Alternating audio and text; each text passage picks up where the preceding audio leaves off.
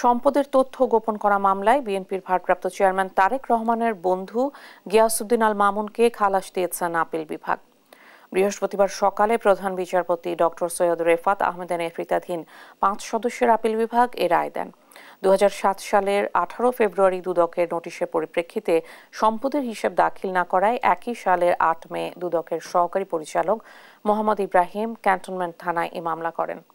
মামলায় মামুনের বিরুদ্ধে ১০১ কোটি ৭৩ লাখ টাকার অবৈধ সম্পদ অর্জনের অভিযোগ আনা হয়। এই মামলায় ২০০৮ সালে মামুনকে ১০ বছরের কারাদণ্ড এবং ১০ লাখ টাকা অনাদায়ে আরও ১ বছরের দণ্ড দেন আদালত। ওই রায়ের বিরুদ্ধে হাইকোর্টে আপিল করলে বিচারপতি এ.কে.এম. আসাদুজ্জামান ও আবু তাহের মোহাম্মদ সাইফুর রহমানের বেঞ্চ ২০১২ সালের ৩০ জুলাই খালাস পায় মামুন। পরে এ মামলায় আপিল বিভাগে যায় দুদক।